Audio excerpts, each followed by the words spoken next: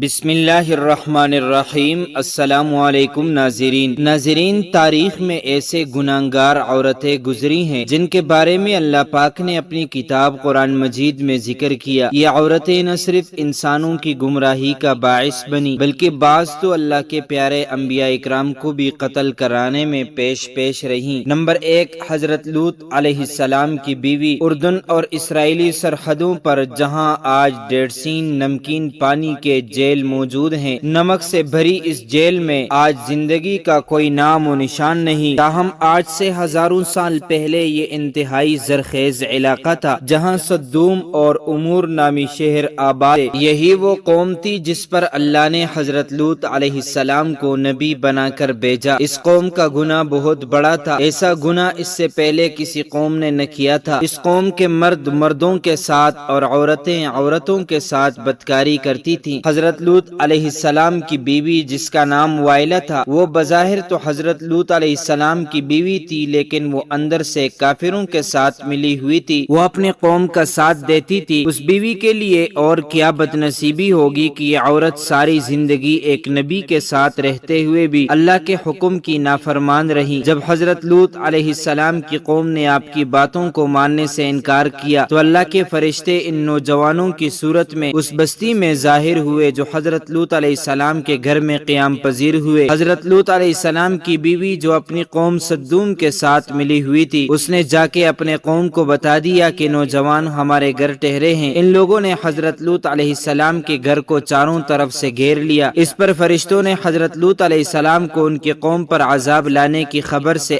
آگاہ کیا اور آپ علیہ السلام کو حکم دیا کہ آپ اپنے گھر والوں کو لے کر یہاں سے نکل جائیے۔ حضرت لوط علیہ السلام ابھی راستے میں ہی تھے کہ ان لوگوں پر اللہ کی طرف سے پتھروں کی بارش ہونا شروع ہو گئی۔ آپ علیہ السلام کی بیوی جو اپنی قوم کا ساتھ دیتی تھی، وہ بھی اپنی قوم کے ساتھ ہی پتھروں کی بارش میں ماری گئی۔ صدوم کے پہاڑوں میں آج بھی وائلہ کی آبادی موجود ہے۔ حضرت لوط علیہ السلام کی بیوی کا تذکرہ قرآن پاک کے علاوہ بائبل میں بھی موجود ہے۔ نمبر 2، حضرت نوح علیہ السلام کی بیوی۔ قوم نوح شرک جیسے گناہوں میں مبتلا تھی۔ اس قوم کے لوگوں نے اپنے سرداروں اور تنیک لوگوں کے بت بنا لیے، ان کی عبادت اور پوجا شروع کر دی۔ اللہ تعالیٰ نے حضرت نوح علیہ السلام کو اس قوم پر مبعوث فرمایا۔ یہ قوم اتنی ظالم اور نافرمان تھی کہ وہ اپنے نبی حضرت نوح علیہ السلام کے گھر میں داخل ہو کر آپ علیہ السلام پر ظلم کرتے اور آپ کو بے یار و مددگار چھوڑ جاتے۔ حضرت نوح علیہ السلام کو مجلسوں سے نکال دیا جاتا اور آپ کی بیوی بھی ان کافروں سے ملی ہوئی تھی۔ مفسرین حضرت نوح علیہ السلام کی بیوی کا نام وائلہ یا وادیہ بیان کرتے ہیں۔ یہ عورت کافر ہی نہیں بلکہ اس کا رہن سہن بھی کافروں جیسا تھا۔ حضرت نوح علیہ السلام کی بیوی کافروں میں شریک ہو کر آپ علیہ السلام کو دیوانہ اور مجنون قرار دیتی، بتوں کی بڑی تعریف کرتی تھی۔ جب کوئی بندہ بتوں کو چھوڑ کر ایک خدا کی طرف مائل ہوتا تو یہ عورت اپنی قوم پہ جا کے اس آدمی کا نام بتا دیتی، جس سے قوم نوح کے لوگ اس بندے کو مارتے اور پیٹتے۔ اس طرح سے وہ بندہ بھی ڈر اور خوف کے مارے بتوں کی پوجا کرنے پر دوبارہ آمادہ ہو جاتا۔ وائلہ نامی اس عورت نے حضرت نوح علیہ السلام کے ایک بیٹے کنعان کو بھی کفر میں مبتلا کر رکھا تھا، لہٰذا آپ کا یہ بیٹا بھی ماں کی طرح کافروں سے مل کر آپ علیہ السلام کی مخالفت کرتا تھا۔ اللہ تعالیٰ نے اس عورت کی بدبختی قرآن پاک میں بیان کی اور اس کی تفسیر احوال بائبل میں بھی درج ہے۔ جب اللہ پاک نے حضرت نوح علیہ السلام کی قوم پر سیلاب کا عذاب نازل کیا تو آپ علیہ السلام کی بیوی اور نافرمان بیٹا بھی اپنی قوم کے ساتھ برباد ہو گئے۔ نمبر 3، دلائلہ کئی صدیوں سے بے وفائی اور دغابازی میں بہت مشہور رہی ہے۔ دلائلہ کا ذکر قرآن پاک اور بائبل میں بھی پڑھنے کو ملتا ہے۔ واقعہ کچھ یوں ہے کہ حضرت موسیٰ علیہ السلام کی وفات کے بعد بنی اسرائیل کی قوم عمالقہ کی محکوم بن چکی تھی۔ اللہ پاک نے اس قوم میں بہت ہی طاقتور لڑکے کو پیدا کیا جس کا نام سمسون تھا۔ سمسون اس قدر طاقتور تھا کہ وہ اکیلا ہی 1000 بندوں کا مقابلہ کر لیتا تھا۔ قوم بنی اسرائیل نے اس بندے کی صلاحیتوں اور بہادری کو دیکھتے ہوئے سمسون کو اپنے قاضی کے عہدے پر فائز کر دیا اور سمسون کی طاقت کے ذریعے قوم عمالقہ پر فتح حاصل کرنے کی کوشش میں لگ گئے۔ دوسری طرف قومی سمسون کی طاقت کا راز جاننا چاہتی تھی، اس لیے انہوں نے اپنی قوم کی ایک لڑکی جس کا نام دلائلہ تھا، اس کو سمسون کی بہادری اور اس کی صلاحیتوں کا راز دریافت کرنے کے لیے سمسون کے پاس بھیجا۔ سمسون اس لڑکی کو دیکھ کر پاگل ہو گیا اور اس کی محبت میں وہ دیوانہ ہو گیا۔ اس نے اس لڑکی کو اپنی صلاحیتوں کا راز بتا دیا۔ سمسون کہنے لگا کہ اس کی طاقت کا راز اس کے کے لمبے بال ہیں۔ ایک دن موقع پاتے ہی دلائلہ نے سمسون کے لمبے بال کاٹ دیے، تو اسی رات کو قوم عمالقہ نے بھی سمسون پر حملہ کیا اور اس کو گرفتار کر لیا۔ پھر ایک دن قوم عمالقہ سمسون کو گرفتار کر کے جشن منا رہی تھی، تو سمسون نے اللہ پاک سے دعا کی، اے اللہ مجھے معاف کر دے۔ اللہ پاک نے سمسون کی دعا کو قبول کرتے ہوئے اس کی تمام طاقت واپس لوٹا دی۔ جس ستون کے ساتھ سمسون کو باندھا گیا، سمسون نے اس ستون کو اپنی طاقتوں سے کھینچا تو سارے کا سارا محل زمین بوس ہو گیا، جس کے نتیجے میں قوم عمالقہ کے بے شمار لوگ موت کے گھاٹ اتر گئے۔ نمبر 4، جزابیل۔ جزابیل لبنان کے بادشاہ کی بت پرست بیٹی تھی۔ اس کی شادی قومی بنی اسرائیل کے بادشاہ سے ہوئی تھی۔ جزابیل نے نہ صرف بادشاہ کو بت کی پوجا پر لگایا، بلکہ تمام ریاست میں ایک خدا کو ماننے کے بجائے بے شمار بت بنا دیے تھے، تاکہ لوگ ان کی پوجا کرتے ہوئے گمراہی سے باہر ہی نہ نکلے۔ ایک دن قوم کے نیک بندے یرمیہ علیہ السلام نے جزابیل اور اس کے شوہر کو کہا کہ تم سب لوگ بتوں کو پوجا کرنے کی بجائے ایک خدا کی عبادت کیا کرو، اسی میں تمہاری بھلائی ہے۔ اس ظالم عورت نے حضرت یرمیہ علیہ السلام کے ساتھ کھڑے ایک بوڑھے پر شدید وار کیا نیزے سے، جس سے وہ وہیں پر شہید ہو گیا۔ تو حضرت یرمیہ علیہ السلام نے اس عورت کو بددعا دی، بہت جلد تیرے حسین و جمیل بدن کو کتے نوچ کر کھائیں گے۔ اس کے بعد اللہ پاک نے اس قوم پر حضرت الیاس علیہ السلام کو بھیجا، تاہم یہ ملکہ ایمان لانے کی بجائے آپ علیہ السلام کو بھی مارنے کے لیے تیار ہو چکی تھی۔ پھر ایک دن حضرت یرمیہ علیہ السلام کی بددعا رنگ لائی اور ملک اسرائیل پر سرحدوں کے قبائلی وحشیوں نے حملہ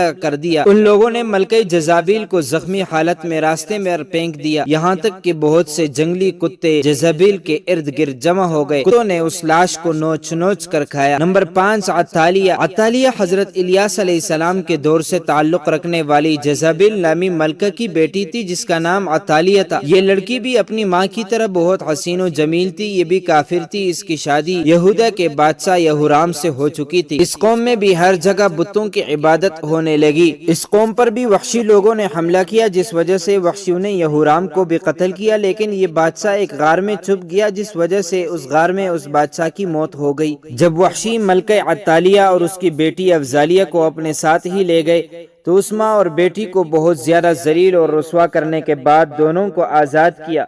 اس کے بعد عطالیہ نے بتوں کی عبادت سے توبہ کر کے حضرت موسیٰ علیہ السلام کے مذہب پر ایمان لے آئی، لیکن اس تبدیلی کو سال بھی نہ گزرا کہ عطالیہ پھر کفرانہ کاموں کی طرف لوٹ گئی، اور اس کی بیٹی کے قتل کے بعد ملکہ عطالیہ کو ہی سلطنت یہودا کا تاج پہنا دیا گیا۔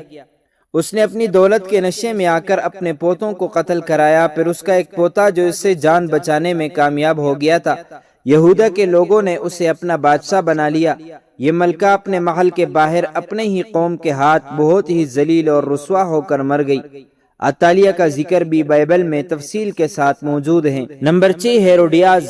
ناظرین، ہیروڈیاز کو اگر تاریخ انسانی کے سب سے گنہگار عورت کہا جائے تو غلط نہیں ہوگا، کیونکہ عورت حضرت یحییٰ علیہ السلام کے قتل کی ذمہ دار ہے۔ یہ حضرت عیسیٰ علیہ السلام کی پیدائش سے چند برس پہلے کی بات ہے کہ ہیروڈیاز ایک غریب اور حسین و جمیل لڑکی تھی، فلسطین کے خاندان کی بہو بن گئی۔ ابتدا میں اس کی شادی شہنشاہ کے دوسرے بیٹے ہیروڈ سے ہو گئی، اور اسی ہیروڈیاز کے گھر ایک لڑکی پیدا ہوئی۔ تاہم جب وراثت کی تقسیم کے بعد ہیروڈیاز نے دیکھا کہ سب سے زیادہ طاقت تو فلپ کے بھائی اینٹیپاس کے پاس ہے، تو اس نے بھی اپنے شوہر کو چھوڑ کر اینٹیپاس سے شادی کر لی۔ انہی دنوں اللہ کے پیارے نبی حضرت یحییٰ علیہ السلام، جنہیں اہل کتاب یوحنا کے نام سے پکارتے تھے، وہ لوگوں کو درس و تدریس دینے لگے۔ ہیروڈیاز کو آپ کی دینی باتیں پسند نہ تھی، جس کی وجہ سے اس نے حضرت یحییٰ علیہ السلام کو گرفتار کرایا۔ ہیروڈیاز نے کافی بار کوشش کی کہ وہ اپنے شوہر اینٹیپاس سے آپ علیہ السلام کے قتل کے احکامات جاری کروا دیں، تاہم اینٹیپاس ایسا نہ کر سکا۔ ہیروڈیاز کی بیٹی سلومی جب جوان ہوئی تو اس نے حضرت یحییٰ علیہ السلام کی معصومیت اور نور کو دیکھا تو آپ علیہ السلام پر فدا ہو گئی۔ اس نے آپ کو گناہ کی دعوت دی، لیکن آپ علیہ السلام اس کی طرف آنکھ اٹھا کر نہ دیکھتے۔ اب یہ دونوں ماں اور بیٹی یحییٰ علیہ السلام کے خلاف ہو گئی۔ ایک دن بادشاہ اینٹیپاس کے سامنے سلومی نے بہت ہی بیہودہ ڈانس کیا۔ رقص کرتے ہوئے اس نے اپنے جسم کے سارے کپڑے اتار دیے۔ اس رقص میں بادشاہ نے بہت دلچسپی لی اور اس کو سلومی کا یہ رقص اتنا پسند آیا کہ وہ سلومی سے کہنے لگا، تم کیا مانگنا چاہتی ہو، میں تمہیں ابھی حاضر کیے دیتا ہوں۔ اس عورت نے جواب دیا میں چاہتی ہوں کہ آپ حضرت یحییٰ علیہ السلام کو قتل کروا دیں۔ بادشاہ جو کہ بھرے ہوئے محفل میں سلومی سے عہد کر چکا تھا، اس نے حضرت یحییٰ علیہ السلام کو شہید کرا دیا۔ اسی طرح سلومی اور اس کی ماں اس گناہ میں شامل ہو گئی۔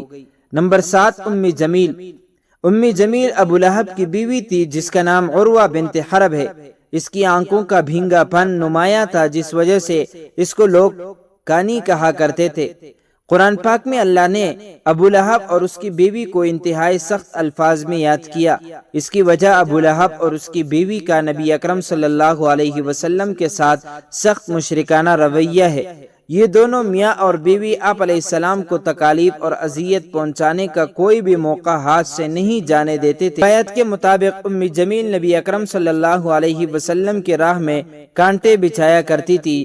جب سورہ لہب نازل ہوئی تو ابو لہب کی بیوی غصے سے بے قابو ہوئی اور بہت ہی بڑا پتھر اٹھا کر مکے میں رسول کریم صلی اللہ علیہ وسلم کی لاش میں نکل پڑی۔ یہ کعبہ میں حضرت ابوبکر کے سامنے اس حالت میں آئی تو اس کے منہ سے جاگ نکل رہی تھی۔ یہ نبی اکرم صلی اللہ علیہ وسلم کے خلاف انتہائی نازیبا الفاظ بولتی تھی۔ حالانکہ آپ علیہ الصلوۃ والسلام اس وقت حضرت ابوبکر صدیق رضی اللہ عنہ کے ساتھ ہی موجود تھے، لیکن اللہ کے رحم و کرم سے ام جمیل آپ صلی اللہ علیہ وسلم کو دیکھ ہی نہ سکی۔ وہ وہاں سے گھر کی طرف روانہ ہو گئی۔ بے شک ام جمیل تاریخ کی بدترین خواتین میں شامل ہے، کیونکہ اس نے نبی آخر الزمان سرور کائنات حضرت محمد صلی اللہ علیہ وسلم کو بے شمار تکلیفیں پہنچائیں۔ اللہ پاک ہمیں بہتر عمل کی توفیق عطا فرمائے، ہمیں ایمان کی دولت سے مالا مال فرمائے۔ تو معزز ناظرین، امید کرتا ہوں آپ کو یہ ویڈیو اچھی لگی ہوگی۔ مزید معلومات کے لیے ہمارے چینل کو سبسکرائب کیجیے۔ اگر زندگی کے لمحات مزید باقی رہے تو آپ کے لیے ایک اور بہترین ویڈیو لے کر حاضر ہوں گا۔